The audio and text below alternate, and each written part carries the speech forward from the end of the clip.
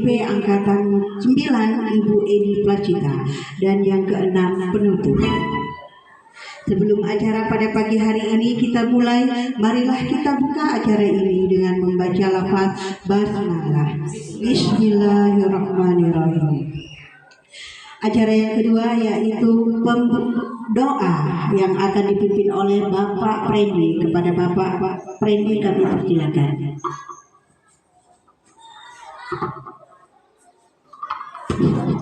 Bismillahirrahmanirrahim. Assalamualaikum warahmatullahi wabarakatuh. Marilah kita mengadakan kedua belah tangan kita seraya memohon kepada Allah Subhanahu wa taala semoga acara ini berjalan dengan lancar dan aman. Amin amin ya rabbal alamin.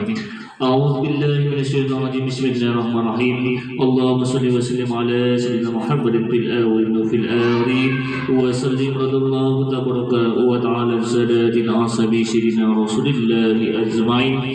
A'udzu billahi minasyaitonir rajim. Bismillahirrahmanirrahim. Alhamdulillahi rabbil alamin hamdan syakirin hamdan na'imin hamdan afina ma huwa yughfi majidah. Ya rabbana lakal hamdu kama yanbaghi jalali walika wa sultanika ya Allah ya karim. Allahumma shalli ala sayyidina Muhammad wa ala ali sayyidina Muhammad. Allahumma shalli ala sayyidina Muhammadin salatan tunina biha min jamil ahwali wal afat wa la taqdi lana biha ya Allah min jamil hajat wa tutahhiruna biha min jamil sayiat wa tu'amman khairat min jamil khairat bil hayatil badan wa man innaka ala kulli syai'in qadir. Allahumma tawil umurana wa sahhiya sadana wa nawwir qulubana wa sabbit aymanana wa asir arzaqana wa ghaitna lina bidin wa dunya wal akhirah innaka ala kulli syai'in qadir. Allahumma ya Allah ya Rahman, Allahumma ya Allah ya Rahim. Kami mendedahkan kedua belah tangan kami seraya memohon karunia-Mu ya Allah. Ampunilah ya Allah segala dosa-dosa kami, baik yang sengaja maupun yang tidak sengaja ya Allah. Dosa kedua orang tua kami ya Allah, baik yang masih hidup maupun yang Kau sudah panggil ya Allah. Rabbana atina fid dunya hasanah wa fil akhirati hasanah wa qina azabannar wa qina azabannar. Subhanaka rabbil izzati amma yasifun wa salamun alal mursalin walhamdulillahi rabbil alamin. Wabillahi taufiq wal hidayah. Wassalamualaikum warahmatullahi wabarakatuh. Acara selanjutnya yaitu menyanyikan lagu Indonesia Raya dan dilanjutkan dengan lagu Mars Lampung Barat. Hadirin dimohon berdiri.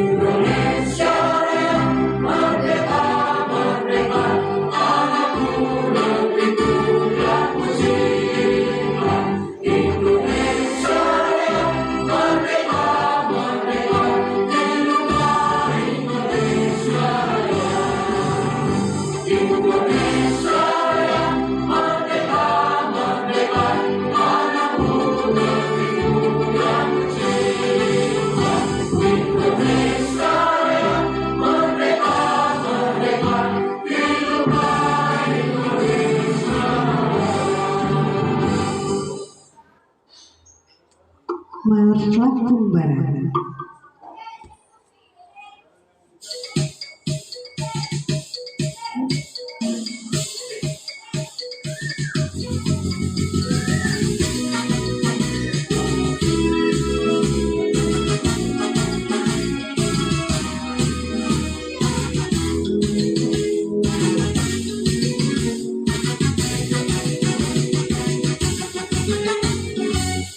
Lampung Barat, kebanggaan kita, penduduknya ramah berbudaya, semangatnya cinta Indonesia.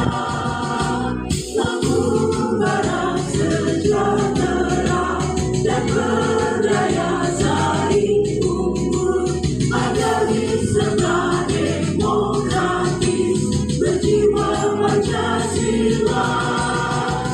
Lampung Barat rumah kopi, wisatanya indah bermain, sayuran bersagingan seminu, danau di Lampung lihat. Mari kita tingkatkan layanan pemerintahan bagi yang teguh, empat pasti bersatu padu, berbineka tunggal ika dengan sehat sejahtera.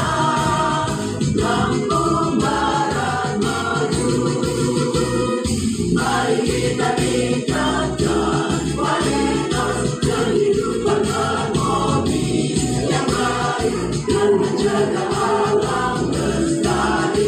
Lampung Barat beriman dan takwa, berbuat kerjama.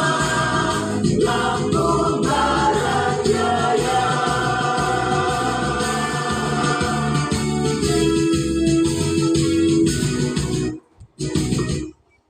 Hadirin duduk kembali.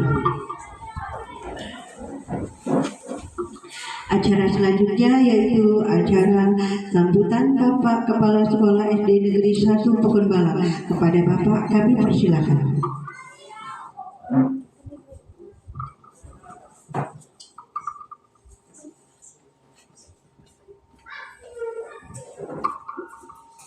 Bismillahirrahmanirrahim. Assalamualaikum warahmatullahi wabarakatuh. Tabipun yang saya hormati seluruh Dewan Guru SDN 1 Pekanbalam,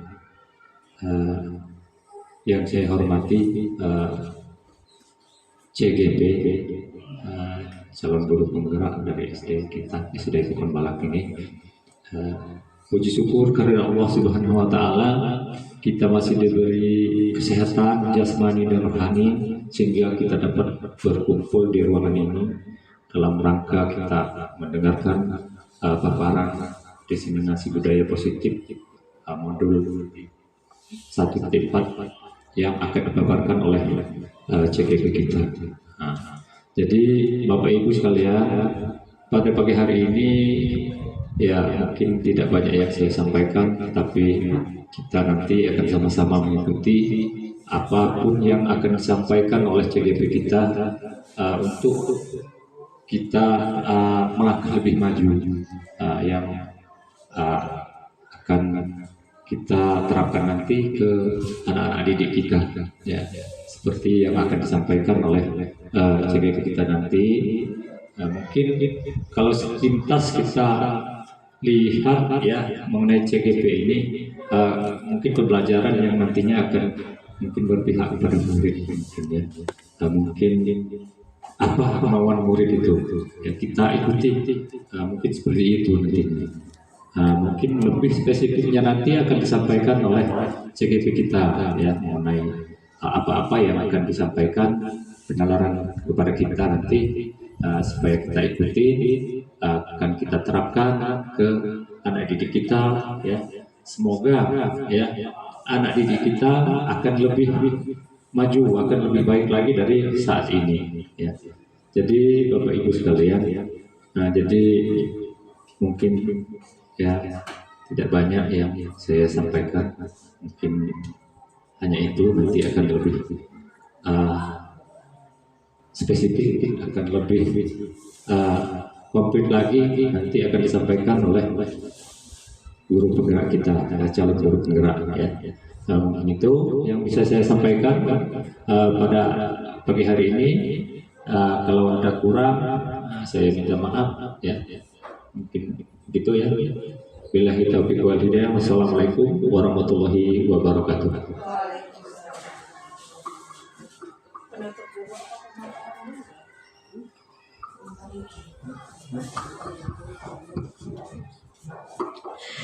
Acara selanjutnya yaitu acara yang kelima, pemaparan materi destinasi budaya positif oleh CGP Angkatan 9 Ibu Eni Plasita. Kepada Ibu kami persilakan.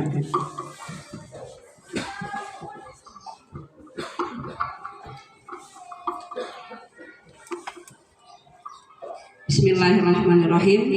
Assalamualaikum warahmatullahi wabarakatuh. Tabibun, yang terhormat Bapak Kepala Sekolah SD Negeri 1 Pokon Balak, yang saya hormati Bapak Ibu Dewan Guru beserta staf SD Negeri 1 Pokon Balak.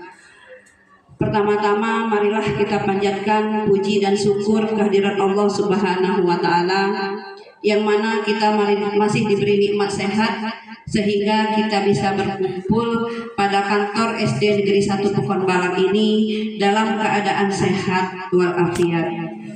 Tak lupa sholawat serta salam kita sanjungkan kepada junjungan kita Nabi besar Muhammad SAW. Semoga di yaumil kelak kita mendapat syafaatnya.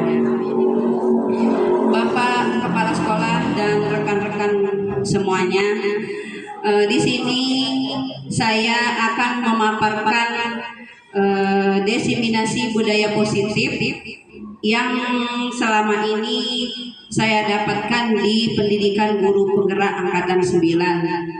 Jadi saya akan memaparkan ini kepada rekan-rekan semuanya untuk nanti kita terapkan bersama-sama terhadap anak-anak kita di SD Negeri 1 Pokon Balak ini. Dan saya juga di sini tidak akan menggurui ya, tetapi kita akan berdiskusi bersama-sama dari hasil yang telah saya dapat selama pendidikan di budaya positif modul 1.4. Nah, Bapak Ibu guru semuanya, di sini apakah Bapak Ibu guru tahu apa itu budaya positif? Ibu Sarbia, kalau itu apa itu yang budaya positif, yang dimaksud dengan budaya positif?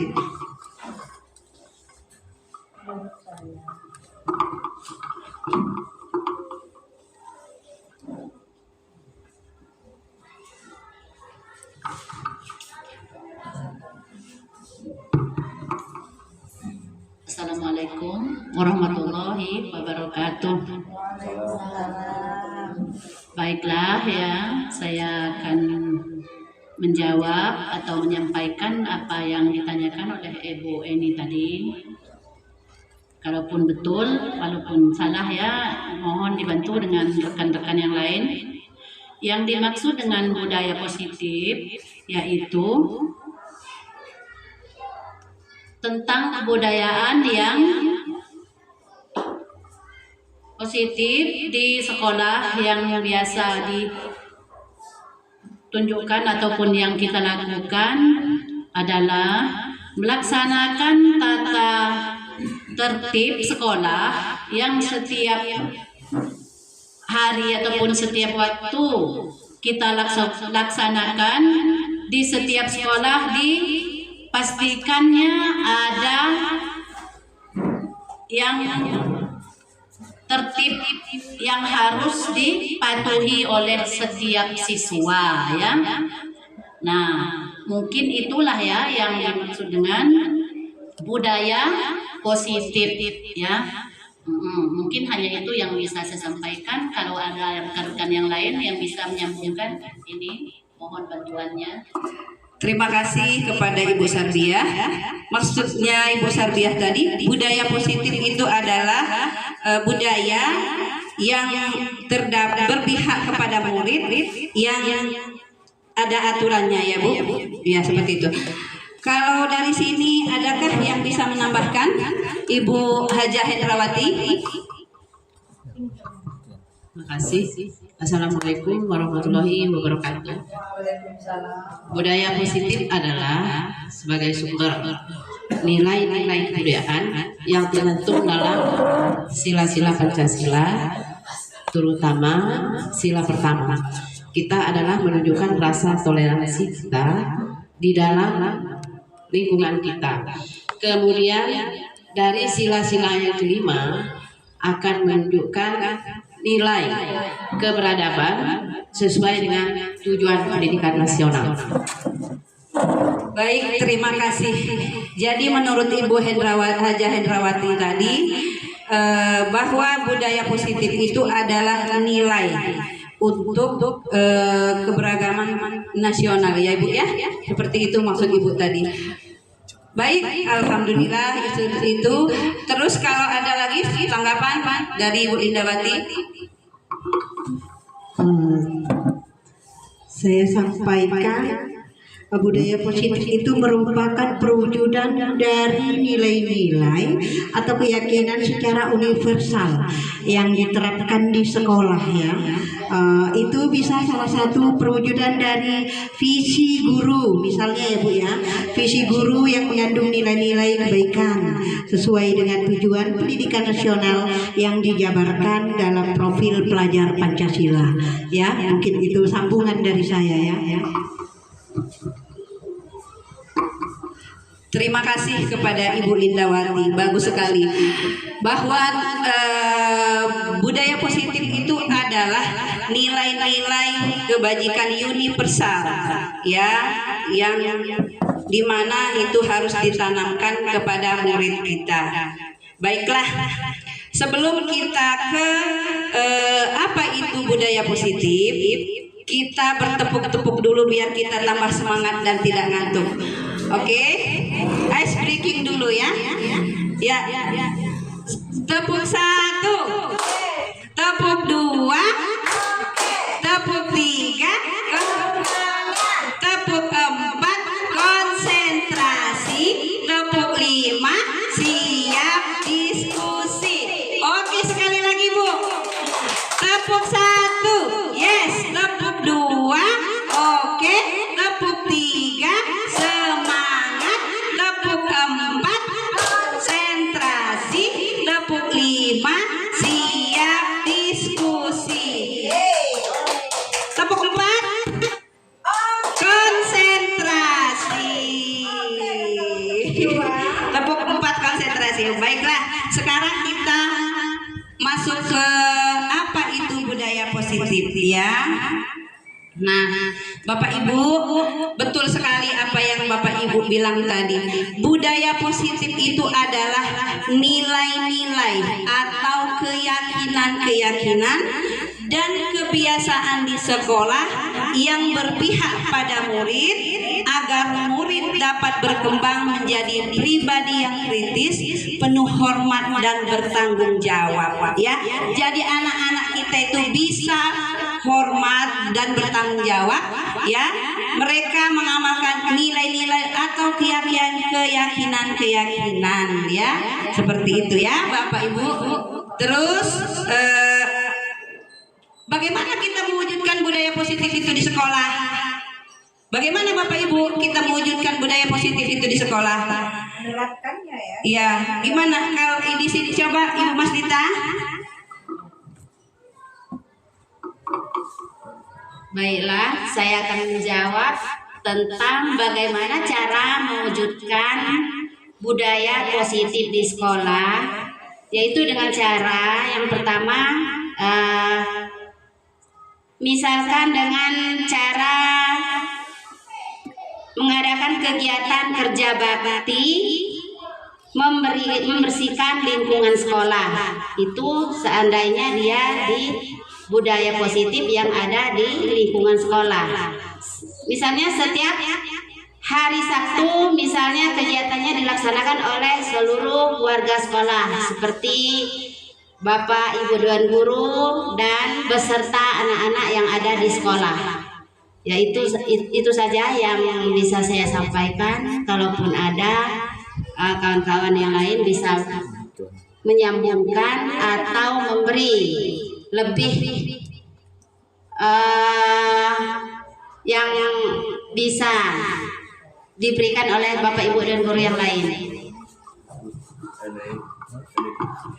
Terima kasih kepada Ibu Mas Nita bahwa bagaimana mewujudkan budaya positif di sekolah menurut beliau adalah dengan adanya kerja bakti di sekolah dan yang diadakan oleh seluruh warga sekolah ya. Ada lagi Bapak Ibu yang mau menanggapi? Silakan Ibu Linda.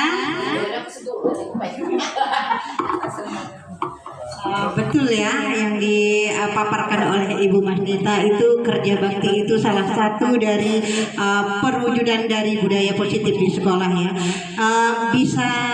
Bisa yang lain juga ya Bu ya, seperti guru mengontrol aktivitas peserta didik. Hubungan guru dan peserta didik sangat penting untuk membangun budaya sekolah yang positif. Dan yang kedua, membuat kesepakatan kelas. Misalnya peraturan di kelas itu diterapkan dalam pembelajaran sehari-hari. Dan yang ketiga itu menerapkan budaya disiplin yang positif ya. Disiplin dalam waktu, disiplin dalam mengerjakan tugas anak dan lain-lain. Itu menurut saya. Terima kasih. Terima kasih kepada Ibu Linda. Nah, Ibu Linda ini sepertinya dia sudah masuk ke materi budaya positif kita. Kita doakan semoga nanti Ibu Linda ini bisa daftar di calon guru penggerak angkatan selanjutnya. Nah, ini dia. Budaya positif itu kita harus paham dulu makna budaya positif dan juga nilai-nilai kebajikan universal. Yang kedua, paham teori motivasi, hukuman, penghargaan, dan restitusi. Yang ketiga, keyakinan kelas. Yang keempat, kita harus memahami kebutuhan dasar manusia khususnya di kelas kita masing-masing ya. Dan yang kelima, guru juga harus bisa memahami posisi kontrol di mana posisi itu guru letakkan di kelasnya ataupun di lingkungan sekolahnya. Yang keenam itu segitiga restitusi. Nah, jadi di sini kita harus paham dulu apa itu makna budaya positif ya. Sekarang apa yang terlintas di benak Bapak Ibu mendengar kata disiplin? Ya, ada Bapak Ibu-ibu di sini? Ibu Lena? Disiplin. Tepat waktu. Ya, bagus sekali. Artinya disiplin itu adalah tepat waktu menurut Ibu Lena ya. Ada aturannya, maksudnya tepat waktu. Ada lagi yang mau menambahkan? Iya, boleh Bu Mas Nita. Yang dimaksud dengan disiplin yaitu tata tertib yang dapat mengatur tatanan kehidupan pribadi dan kelompok. Misalkan masuk sekolah tepat waktu. Yang kedua, memakai seragam. Yang ketiga, mengikuti upacara di sekolah dengan khidmat. Hanya itu saja Bu yang bisa saya sampaikan mengenai disiplin. Terima kasih, bagus sekali apa yang kata Ibu Mas Nita tadi. Disiplin itu menurut beliau bahwa anak-anak itu datang tepat waktu, memakai seragam dengan hari dan mengikuti upacara dengan hikmat ya. Baiklah Bapak Ibu. Di sini kita memahami dulu disiplin positif dan nilai-nilai kebajikan universal ya. Kata disiplin merupakan kalimat dari disiplinan yang berasal dari bahasa Latin yang artinya belajar ya. Ada pula disiplin itu berasal dari kata yang sama dengan disciple yang artinya murid atau pengikut ya. Jadi kita kembalikan lagi ke arti disiplin yang berarti belajar. Maka untuk menjadi murid atau seseorang harus paham dulu, ya, harus paham alasannya mengapa sehingga ada motivasi yang ada pada diri anak tercipta untuk mewujudkan disiplin positif tadi. Motivasi itu dimunculkan adalah motivasi intrinsik atau motivasi yang ada dari dalam dirinya, ya, baik murid ataupun kita. Jadi muncul dari dalam dirinya pribadi, bukan motivasi yang dihasilkan dari motivasi ekstrinsik, motivasi dari luar. Contohnya peraturan, tapi harus datang tepat waktu, ya. Kita harus mengajar di kelas dari jam 7.30 atau jam 7.00 sampai selesai, contohnya. Nah, jadi motivasi intrinsik itu adalah motivasi yang datang dari dalam diri kita, yaitu kita kembali lagi dari kata disiplin, yaitu belajar, ya. Kalau kita artikan mempelajari bagaimana cara kita mengontrol diri, kita sadar, kita tanamkan dari diri kita bagaimana cara kita menguasai diri untuk memiliki tindakan, ya, tindakan yang mengacu pada nilai-nilai yang kita hargai, ya. Datang tepat waktu adalah suatu nilai tentang tanggung jawab seorang guru, ya. Maka guru harus memiliki tanggung jawab itu dan muncul dari diri kita, ya, bukan mengacu kepada peraturan, ya. Jadi kira-kira seperti itu ya Bapak Ibu, mengenai arti kata disiplin, yaitu bertanggung jawab dengan apa yang kita lakukan, ya. Berarti bukan menaati peraturan, ya. Disiplin itu bagaimana kita mempelajari, ya, cara kita mengontrol diri dan bagaimana menguasai diri untuk memilih tindakan yang mengacu pada nilai-nilai yang kita hargai, ya. Dengan kata lain, seseorang yang memiliki disiplin bisa bertanggung jawab terhadap apa yang dilakukan, ya, Bapak Ibu. Di situ menurut Diana Gassen dalam Restriction School Disiplin 2001, disiplin itu yaitu berasal dari bahasa Latin, yaitu disiplin, ya, disiplina yang berarti belajar, ya, yang bermakna mengontrol diri dan bagaimana menguasai diri untuk memilih tindakan yang mengacu pada nilai-nilai yang kita hargai, ya. Selanjutnya Diana Gassen mengemukakan bahwa dengan mengaitkan nilai-nilai kebajikan yang diyakini seseorang, maka motivasi intrinsiknya akan terbangun, ya. Jadi intrinsik tadi Bapak Ibu dari diri pribadi masing-masing, ya, bukan berdasarkan peraturan yang ada, ya. Iya, betul kata Bu Hajah Hendrawati, bukan berdasarkan lingkungan, tetapi berdasarkan dari diri pribadi kita, bukan berdasarkan dari adanya aturan, ya. Nah, di sini ada motivasi, ya. Menurut Diana Gassen tadi, motivasi itu membagikan pemahaman kepada Bapak Ibu ada 3. Yang pertama, untuk menghindari ketidaknyamanan atau hukuman. Jika seseorang melakukan perbuatan itu hanya karena dia ingin menghindari ketidaknyamanan atau karena ingin menghindari hukuman, ya, bukan berarti seperti itu, ya. Itu motivasi dari ekstrinsik, ya. Yang kedua, untuk mendapat imbalan atau penghargaan dari orang lain, ya. Jadi motivasi yang dari luar itu yaitu yang perlu kita hindari, ya. Yang perlu kita tanamkan adalah motivasi intrinsik yang muncul dari diri kita sendiri, ya. Terus yang ketiga yaitu untuk menjadi orang yang mereka inginkan dan menghargai diri sendiri dengan nilai-nilai yang mereka percaya, ya. Jadi motivasi seperti inilah yang harus kita munculkan, bagaimana cara kita sebagai seorang guru mempunyai strategi yang baik, ya, Bapak Ibu. Nah, di sini ada hukuman dan konsekuensi. Sebelum kita masuk ke hukuman dan konsekuensi, saya mau bertanya dulu dengan Bapak dan Ibu, apakah menurut Bapak dan Ibu hukuman dan konsekuensi itu sama? Beda ya. Ada yang mau menanggapi? Ada yang mau menanggapi? Ya, hukuman. Baik, ini Bu Hajah Hendrawati. Hukuman dan konsekuensi. Hukuman adalah suatu tindakan yang berkaitan dengan kasus yang terjadi. Kemudian sanksi adalah itu konsekuen kita. Konsekuensi kita tentang masalah apa yang kita hadapi. Konsekuensinya apa?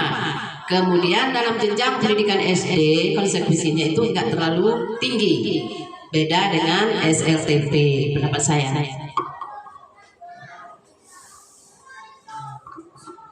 Baik, terima kasih.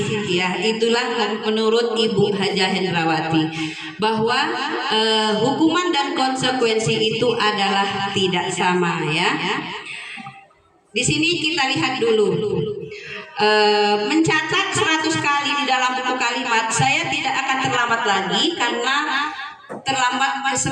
saya mencatat 100 kali di dalam buku kalimat, saya tidak akan terlambat lagi karena terlambat ke sekolah. Itu masuk ke dalam hukuman atau konsekuensi? Iya. Bentar.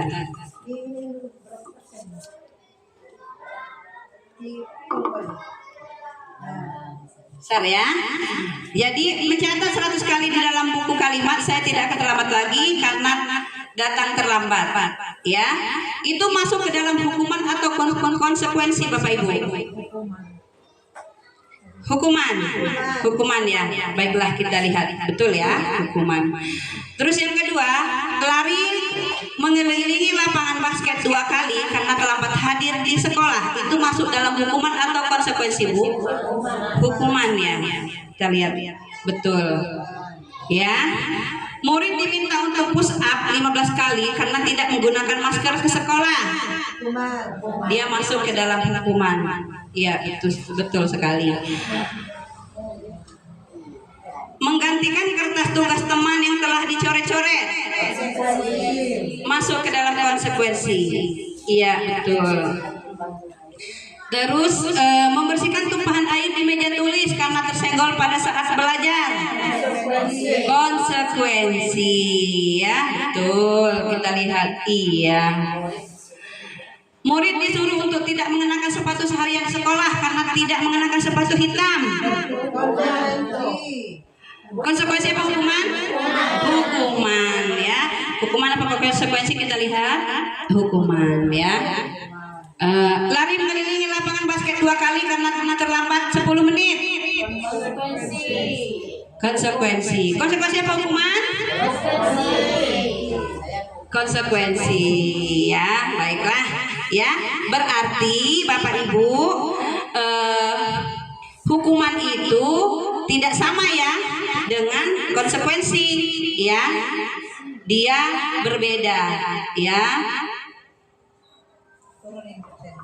Nah, di situ kita sudah sama-sama tahu bahwa hukuman dan konsekuensi itu adalah berbeda.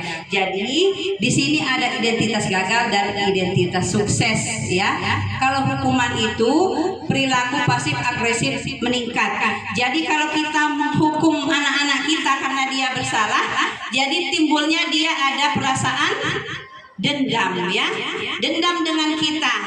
Dia nggak mau negur kita, dia mencoret-coret dinding, terus motor kita nanti dia kotak-katik atau dicoret-coret ya, karena dia timbul dendam dengan kita hukum ya. Berbeda dengan konsekuensi ya. Kalau konsekuensi penguatan hanya bertahan dalam jangka waktu pendek ya. Kita mengasih konsekuensi kepada anak tersebut, tetapi dia bisa menerima ya, karena kita menjalankan konsekuensi. Jadi untuk hukuman itu bisa kita hindarkan ya. Terus selanjutnya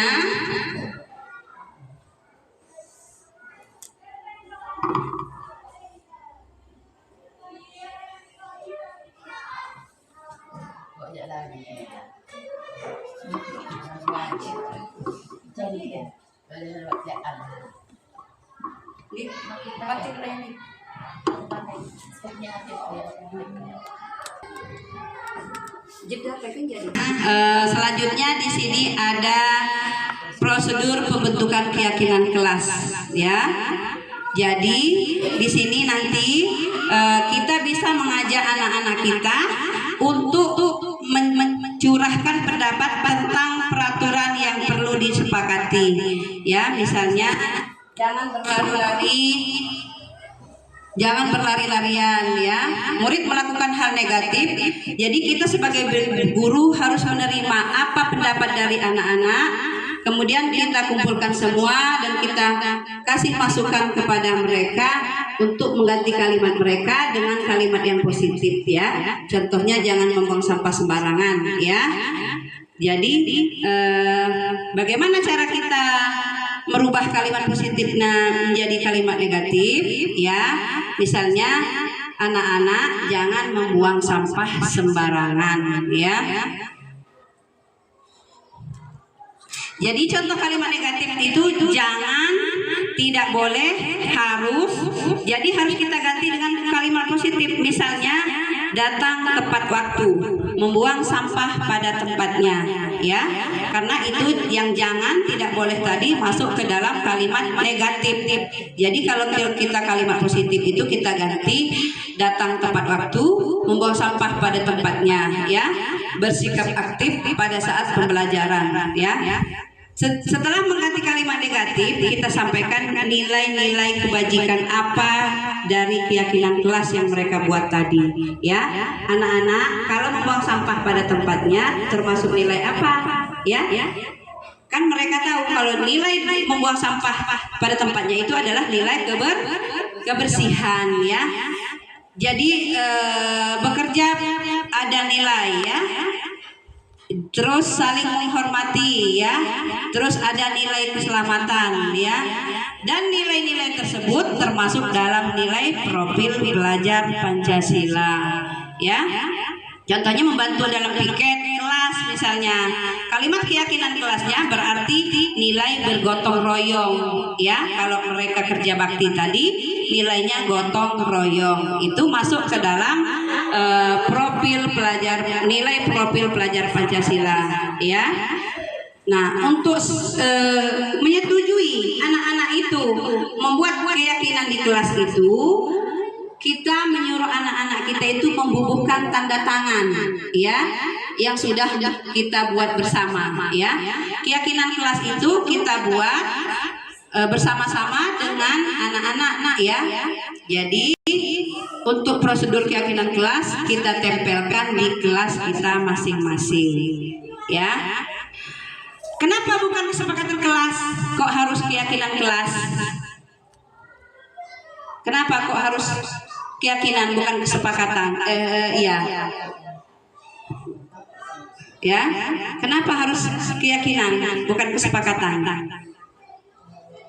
Nah, di sini Bapak Ibu, kalau kesepakatan itu sifatnya idensial, contohnya sepakat, ya, jangan diulangi lagi, ya.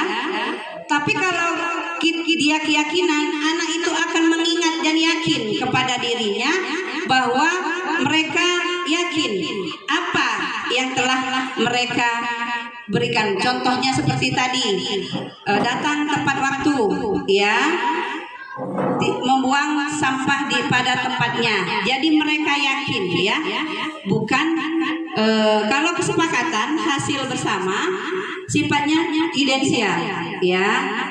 Jadi kalau peraturan, kenapa juga bukan peraturan, ya? Nah, kalau peraturan itu bisa jadi setahun sudah kita ganti, ya. Tapi kalau keyakinan itu sifatnya mereka sudah tidak ada yang perlu ditambahkan, ya.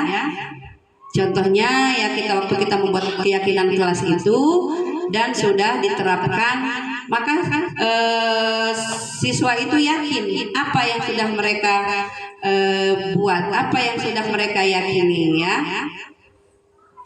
Jadi kesepakatan, peraturan dan keyakinan itu berbeda, ya Bapak Ibu, untuk ditaati siswa, ya.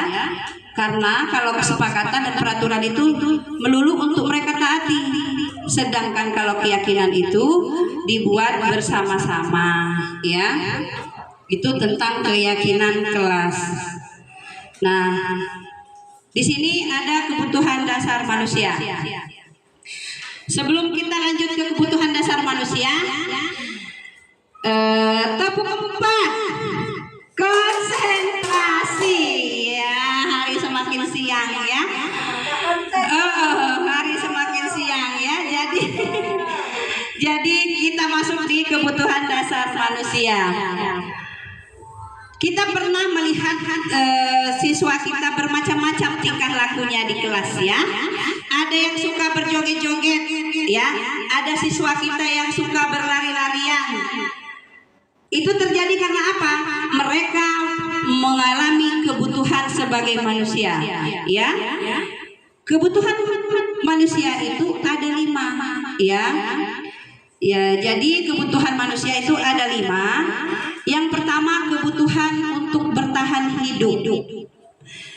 Di mana untuk bertahan hidup itu ada makanan, pakaian, tempat tinggal, keamanan, dan kesehatan, ya. Terus kebutuhan dasar manusia yang kedua apa? Kasih sayang dan rasa diterima, ya. Rasa diterima, dipedulikan, berbagi, kerjasama, menjadi bagian dalam kelompok, ya. Terus kebutuhan dasar manusia yang ketiga yaitu penguasaan, ya. Harga diri, keinginan untuk dianggap, memimpin, berprestasi, diakui dan didengar, ya. Terus 5 kebutuhan dasar manusia yang keempat yaitu kebebasan, ya. Mandiri, memiliki pilihan, mencoba hal baru, mampu mengendalikan arah dirinya, ya. Terus yang kelima yaitu kesenangan. Mereka bermain, humor, antusiasme dan tertawa.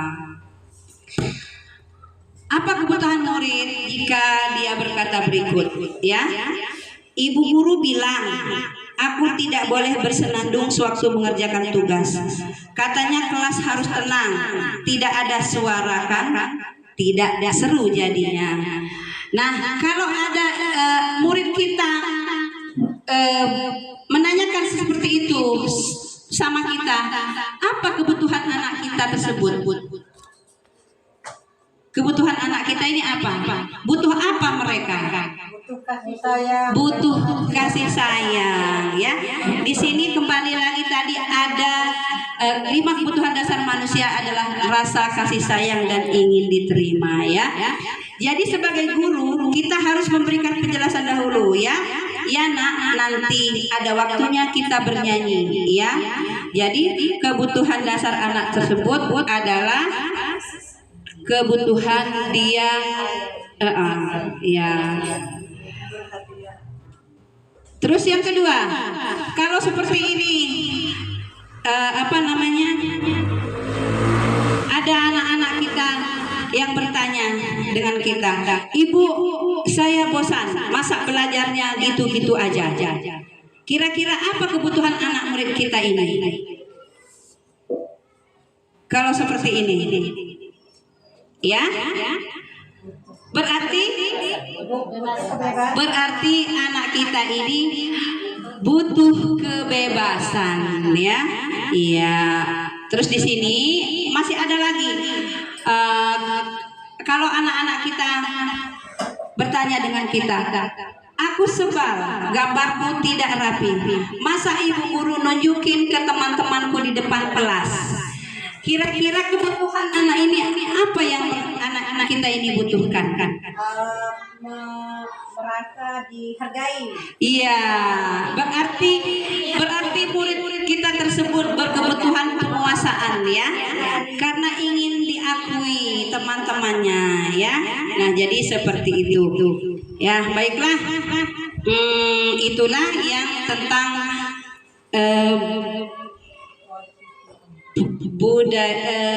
kebutuhan dasar manusia.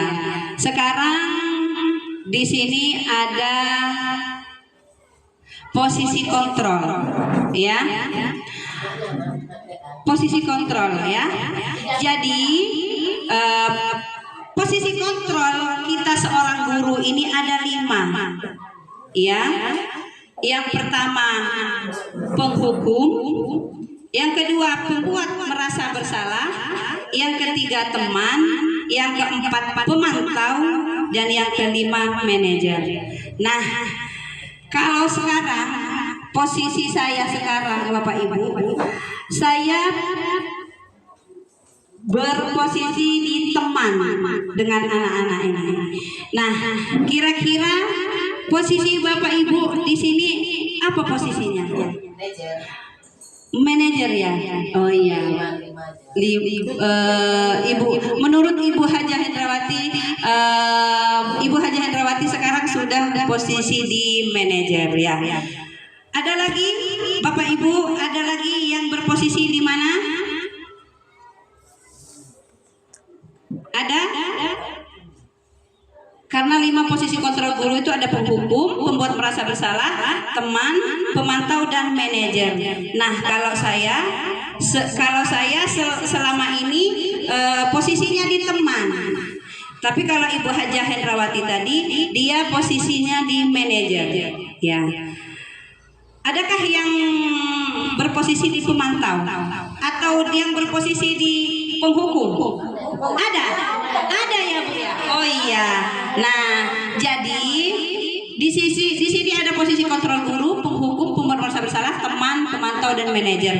Baiklah, nanti kita akan lihat satu persatu dari posisi kontrol kita seorang guru ya. Apakah yang bagus yang harus kita ambil ya untuk kita memposisikan diri kita terhadap anak-anak didik kita. Sekarang sebelum kita memutar videonya, kita tepuk-tepuk lagi sekali lagi biar tambah semangat. Tepuk 1, tepuk 2, oke, tepuk 3, tepuk 4, tepuk 5. Baiklah, masih tetap semangat ya walaupun hari semakin siang ya. Jadi kita contoh dulu 5 posisi kontrol guru ya.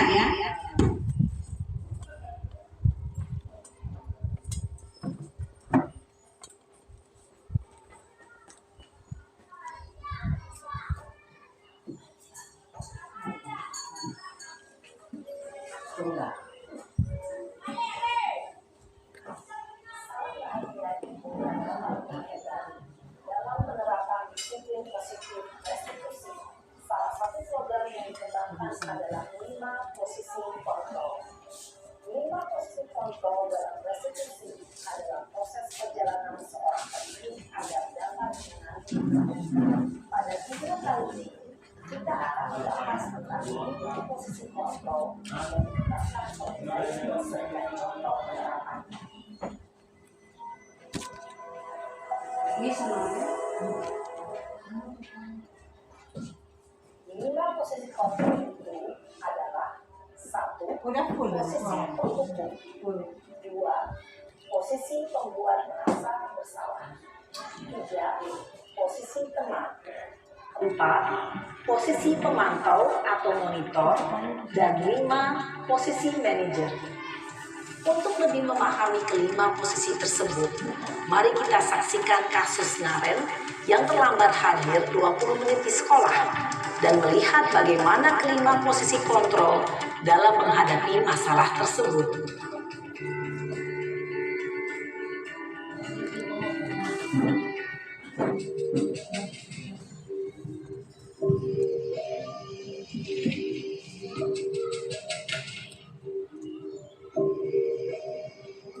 Naren, sini kamu. Selamat pagi, Bu. Selalu terlambat. Kamu deh, pasti terlambat. Maaf, Bu. Saya Apa? Apa coba? Alasan kamu apa lagi? Kapan sih kamu tidak terlambat? Malas sekali ya kamu jadi anak. saya Dasar pemalas. Gak kapok-kapok sih kamu. Sudah berapa kali terlambat? Sana, kamu keliling lapangan basket 2 kali. Kenapa saya harus keliling lapangan basket, Bu? Kenapa? Kamu melawan ibu? Berani-beraninya jawab. Sudah terlambat, masih berani jawab pula. Sekarang, keliling lapangan basket 5 kali sekalian. Biar kapok. Cepat. Pergi sana ke lapangan basket. Posisi penghukum biasanya berbicara dengan nada tinggi, menghardik, menunjuk-nunjuk, menyakiti, dan menyindir. Hukuman bisa berupa fisik maupun psikis. Ibu dan bapak guru hebat. Dampak yang terjadi pada murid ketika guru berada pada posisi penghukum adalah murid cenderung akan memberontak, bahkan menyimpan dendam.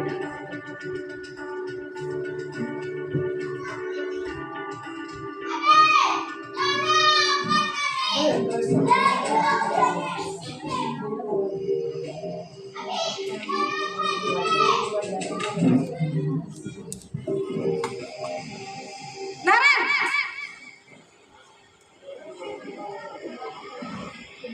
Selamat pagi, Bu. Naren.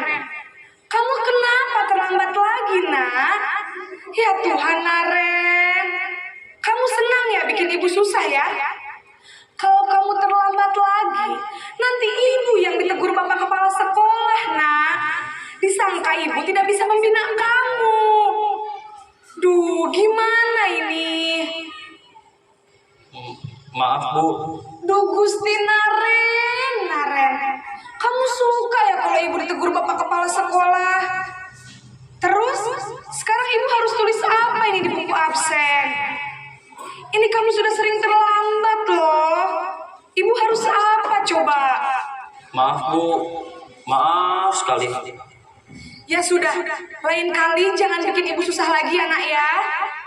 Ibu tidak akan kuat lagi kalau kamu begini terus. Bisa jantungan kalau ibu ditegur bapak kepala sekolah. Sana cepat kelas. Maaf ya, Bu. Maaf sekali.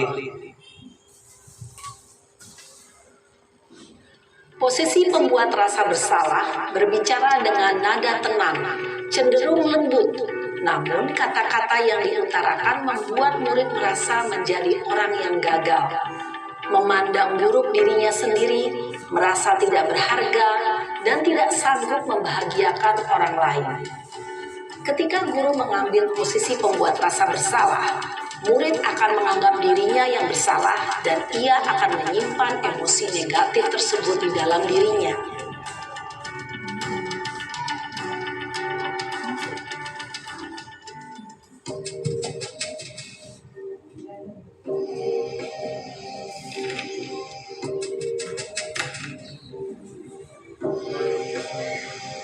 Naren!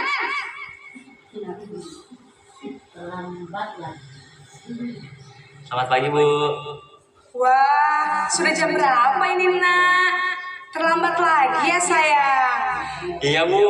Habis ibu saya lupa bangunkan saya, Bu. Kamu malah menyalahkan ibu kamu. Kamu bukannya anak yang larinya paling kencang. Kok terlambat sih? Iya, Bu. Saya memang terlambat bangun tadi. Jadi, biarpun saya lari kencang, tetap gak kekejar, Bu. Ya sudah sana. Nanti lain kali larinya lebih kencang lagi ya. Biar gak terlambat lagi. Bikin senang ibu. Demi ibu. Bisa kan? Bisa lah, Bu. Ya sudah sana masuk kelas. Ibu beresin urusan absen kamu. Kamu ini ada-ada saja. Dalam posisi teman, guru berbicara dengan nada suara ramah, akrab, cenderung bersenda gurau untuk menjaga suasana tetap santai. Murid akan merasa senang, aman, dan akrab dengan guru. Identitas yang tercipta adalah identitas sukses atau berhasil. Namun, perlu diingat, karena ini masih dorongan eksternal, maka ada faktor ketergantungan dari murid kepada orang tertentu. Di sini, guru absennya, sehingga di lain waktu, murid bisa berperilaku baik, namun hanya kepada orang-orang tertentu saja.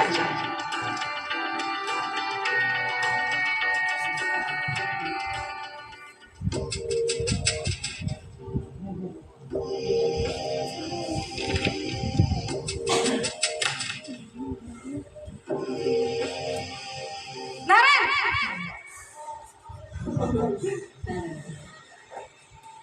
Selamat pagi, Bu. Naren, apa peraturan sekolah kita tentang jam berapa kita harus masuk sekolah, nak?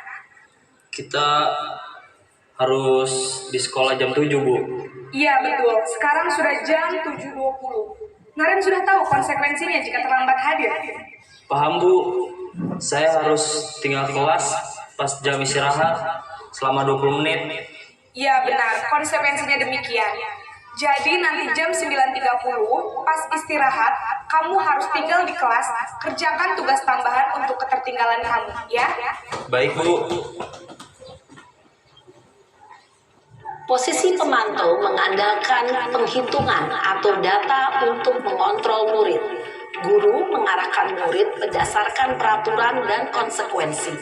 Seorang pemantau menunjukkan bahasa tubuh dan ekspresi wajah yang datar dan cenderung formal.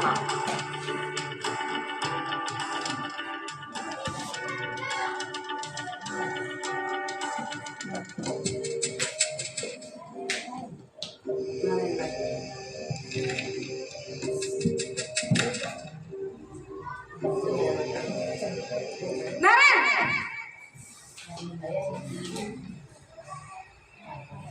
Selamat pagi, Bu. Selamat pagi, Naren. Maaf, Bu. Saya terlambat. Iya, sekolah masuknya jam 7, sekarang sudah jam 7.20. Jadi sekarang bagaimana ini, Naren? Maaf, Bu. Saya lupa setel alarm saya semalam. Baiklah, menurut kamu, keyakinan sekolah yang mana yang perlu kamu tingkatkan?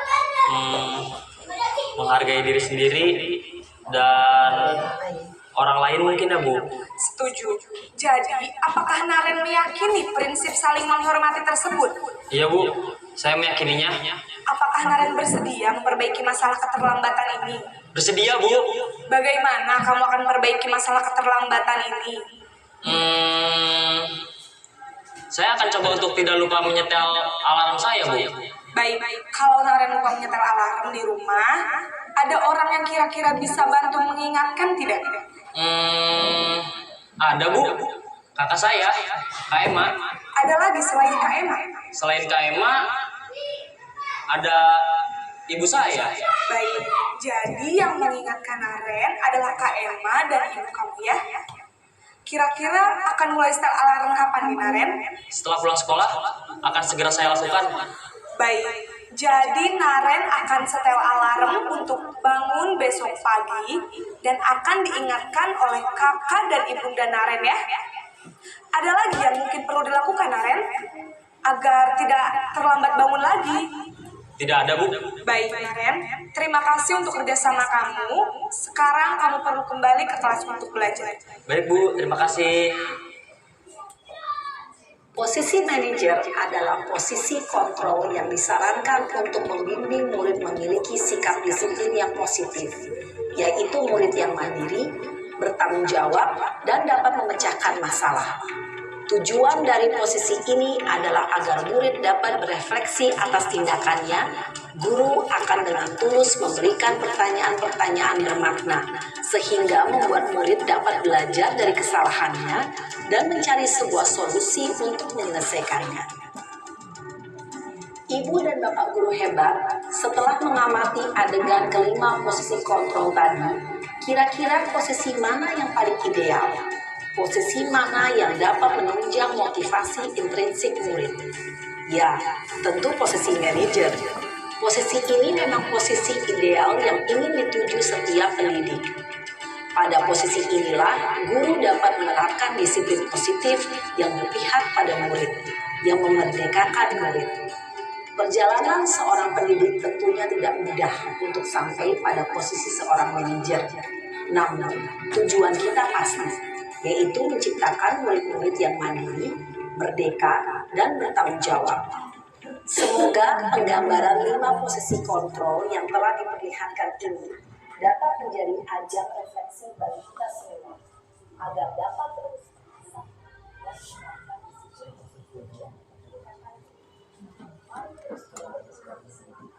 Selamat Nah, di situ sudah kita tonton tadi videonya bahwa 5 posisi kontrol guru, ya. Di mana sekarang posisi kontrol kita, ya? Jadi di situ sudah dijelaskan dari pertama posisi kontrol penghukum, pembuat merasa bersalah, teman, pemantau, dan manajer. Seperti yang saya bilang, pada posisi kontrol saya, pada selama ini saya memposisikan diri saya kepada teman. Tetapi kelemahan posisi teman ini, siswa ketergantungan dengan kita, ya. Jadi kalau dengan kita dia tergantung, tetapi tidak dengan yang lain, ya. Jadi posisi kontrol yang baik itu adalah di posisi manajer. Iya. Iya. Kalau yang lain itu dari KTSP, Iya, Bu. kemudian yang di bawah KTSP Ada 2. masih ada pembentakan pada siswa. Iya. Sekarang Merdeka Belajar, Iya. siswa itu merasa merdeka, Iya. nggak harus dibentak. Iya, betul, Ibu. Iya. Arahkan enggak harus membentak, dia Iya. akan menurut karena melawan dalam perasaannya. Iya. Dia bersalah dan tidak dihargai. Betul, Ibu. Berarti posisi yang seharusnya kita posisikan dengan anak-anak yaitu di posisi kontrol manajer, ya. Mudah-mudahan Bapak Ibu bisa kita terapkan posisi kontrol manajer ini terhadap anak-anak kita, ya.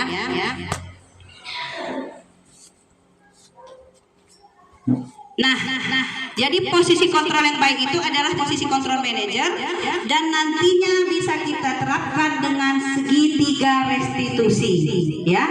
Apa itu segitiga restitusi?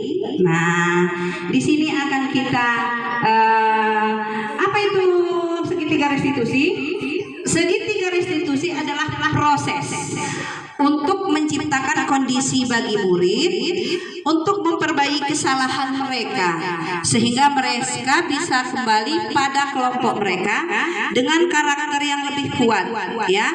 Restitusi juga merupakan proses kolaboratif yang mengajarkan murid untuk mencari solusi dari permasalahan mereka, ya. Jadi di posisi kontrol manajer tadi kita menggunakan restitusi, ya. Seperti apa yang mereka inginkan, ya, dan bagaimana yang harus memperlakukan orang lain, ya, menurut dosen, ya. Nah, kita menonton video kembali bagaimana kita menerapkan segitiga restitusi tersebut terhadap anak-anak kita.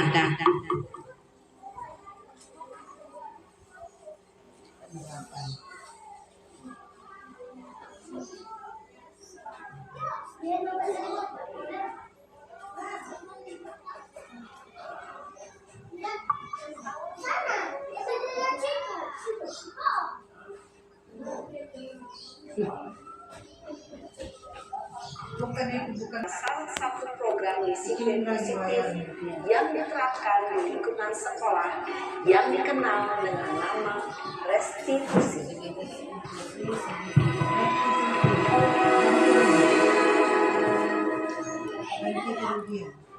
Restitusi dikembangkan oleh pakar pendidikan Diane Gosling berlandaskan pada teori kontrol Dr. William Blazer.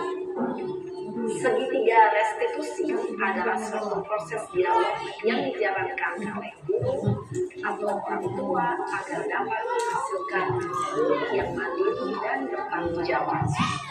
Pada saat guru di posisi manajer, aspek yang dikembangkan pada murid adalah motivasi intrinsik, sehingga penanaman nilai-nilai kebajikan dapat tumbuh dan berkembang menjadi suatu kebiasaan positif yang akhirnya membentuk karakter murid. Proses dialog ini terdiri dari 3 langkah yang digambarkan pada ketiga sisi pada segitiga restitusi. Sisi pertama adalah menstabilkan identitas. Sisi yang kedua adalah validasi tindakan yang salah. Dan sisi yang ketiga adalah menanyakan keyakinan. Ibu dan Bapak Guru, berikut ini akan ditunjukkan bagaimana seorang guru berada dalam posisi manajer menggunakan penerapan segitiga restitusi.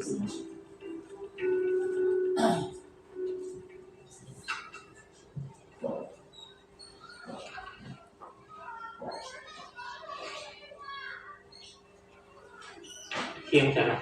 Siang Pak. Sudah lama nggak ketemu Sarah. Kenapa hari ini ada di sini? Kesel Pak, kesel banget. Masa aku dikatain tukang fitnah Pak? Ya aku marah lah. Aku udah dikatain Eka di depan kelas. Kesel banget. Oh begitu. Ya pasti kamu marah dan kesal. Bapak juga akan marah apabila ada yang menuduh Bapak seperti itu. Kemudian pada saat itu kamu mau melakukan apa? Ya saya langsung ngatain Eka lah Pak. Kesel banget. Saya bentak-bentak dia depan teman-teman lain. Oh begitu. Pasti kamu melakukan seperti itu karena suatu alasan tertentu, bukan? Iyalah, masa saya diam saja Pak. Ya saya bela diri lah. Masa saya dituduh tukang fitnah? Ya wajar lah. Mempertahankan harga diri itu sesuatu yang penting buat kamu. Untung kamu tidak bertindak lebih gegabah lagi. Hanya membentak-bentak. Iya Pak. Untung saya masih bersabar dan hanya membentak saja. Sudah gemes padahal. Saya pasti bela diri lah. Ya pasti ya. Tapi kamu memilih untuk tetap bertahan dan bersabar. Kamu memilih untuk tidak berbuat lebih parah lagi, bukan? Iya. Nah, sekarang coba kita lihat lagi tindakan kamu yang bentak-bentak Eka di kelas. Tindakan kamu itu kira-kira sesuai dengan keyakinan kelas atau prinsip kamu tidak? Enggak lah Pak. Capek Pak jadi pemarah. Jadi keyakinan atau prinsip mana yang kurang sesuai dengan keinginan kamu? Ya, saya sebenarnya sangat menghargai orang lain. Mungkin saat itu saya menjadi emosi, jadi tidak menunjukkan sikap itu. Kamu meyakini tidak? Menghargai orang lain itu penting buat kamu. Yakinlah Pak. Iya, setuju. Kita harus saling menghargai. Namun, ada juga keyakinan yang kita sepakati yang perlu kita jalankan apabila kita sedang marah, bukan? Ya, saya bisa lebih proaktif, mulai dengan diri sendiri. Saya bisa jadi lebih bersabar, mengambil waktu jeda untuk berpikir mau apa selanjutnya. Kira-kira kamu bersedia memperbaiki masalah ini tidak? Bersedia Pak. Kalau kamu memperbaiki masalah ini, kamu akan menjadi orang seperti apa? Saya akan menjadi orang yang bertanggung jawab kali ya Pak. Dan senantiasa proaktif. Iya. Menurut kamu, bagaimana rasanya menjadi orang seperti itu? Ya nyaman lah, bangga bisa bersabar dan menahan diri. Baiklah kalau begitu. Yuk kita pikirkan bagaimana memperbaiki masalah ini.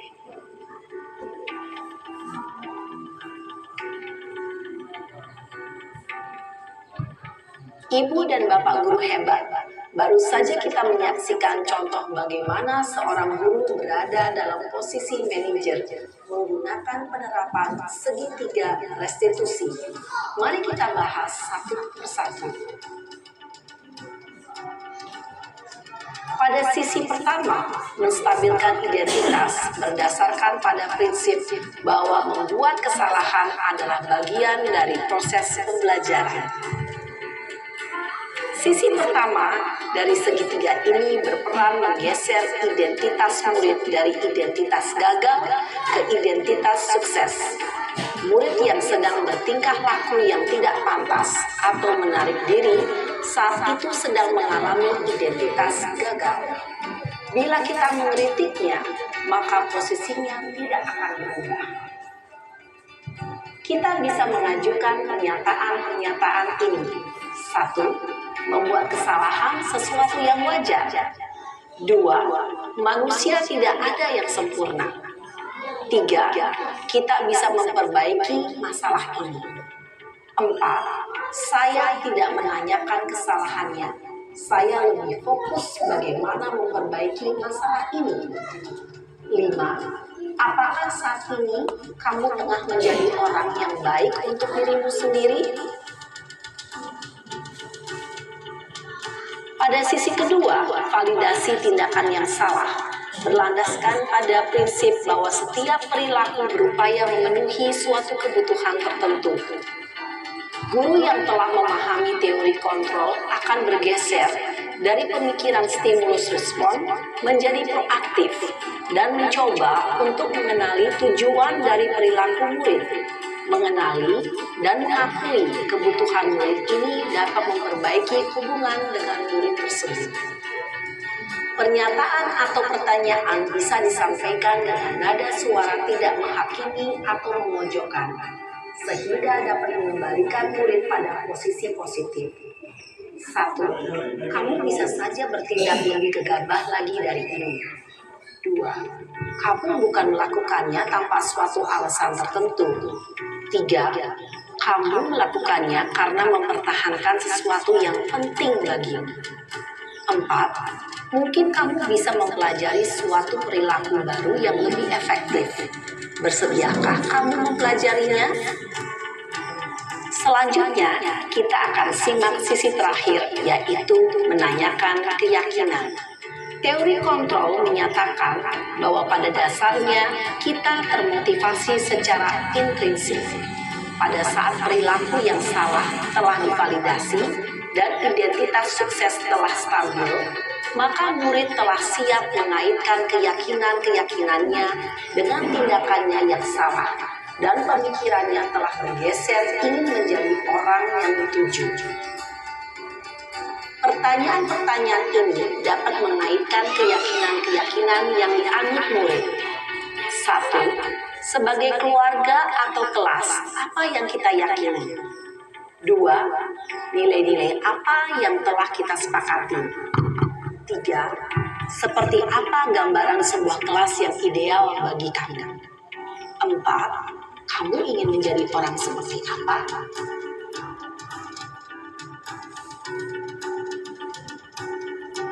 Dalam menerapkan segitiga restitusi, perlu diperhatikan beberapa hal, yaitu 1. Perilaku yang salah perlu dikaitkan dengan nilai-nilai atau keyakinan-keyakinan yang telah disepakati atau dituju.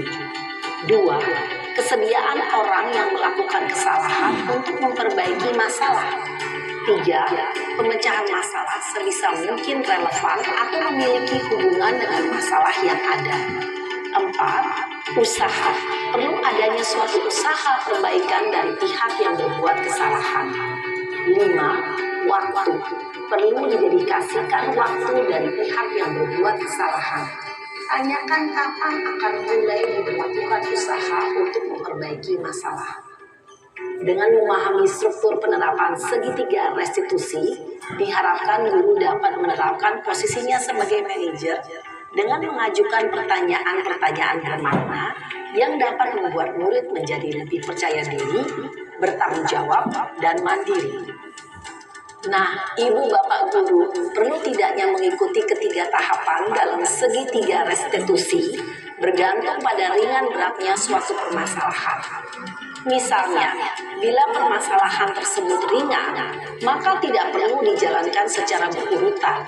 Bahkan bisa semudah menanyakan apa keyakinan yang kita sepakati. Dengan menjalankan segitiga restitusi, dengan mengajukan pertanyaan-pertanyaan bermakna, diharapkan murid menjadi lebih kuat secara pribadi, dapat membuka wawasan murid agar dapat menyelesaikan permasalahannya sendiri, semakin percaya diri, mandiri, dan merdeka. Salam dan bahagia, ibu bapak guru hebat.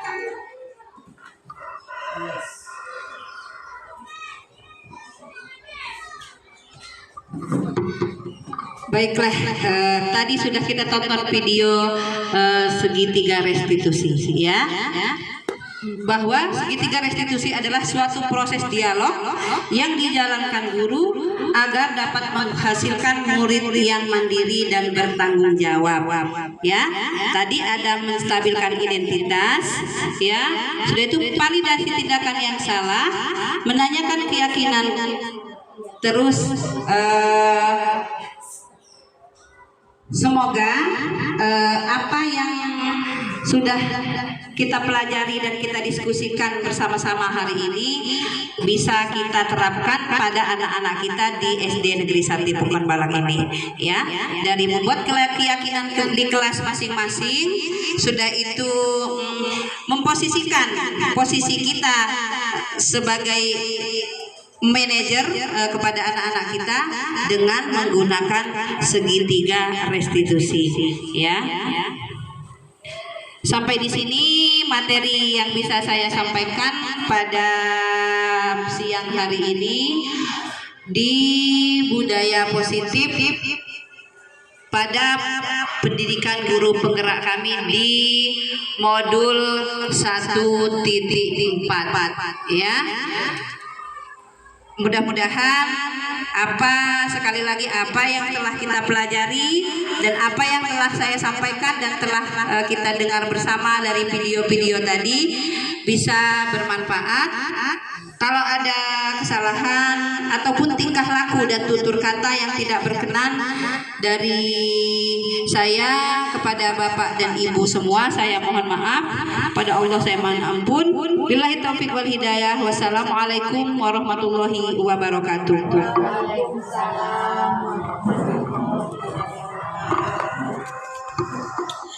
Baiklah, itu tadi pemaparan materi tentang diseminasi budaya positif yang disampaikan oleh CGP Ibu Eni Prasita. Semoga apa yang disampaikan dalam materi tadi kita dapat mengambil kesimpulan bahwa diseminasi budaya positif itu perlu diterapkan di sekolah kita di SD 1 Pokon Balak ini. Acara yang terakhir yaitu kita menginjak acara yang terakhir yaitu acara penutup.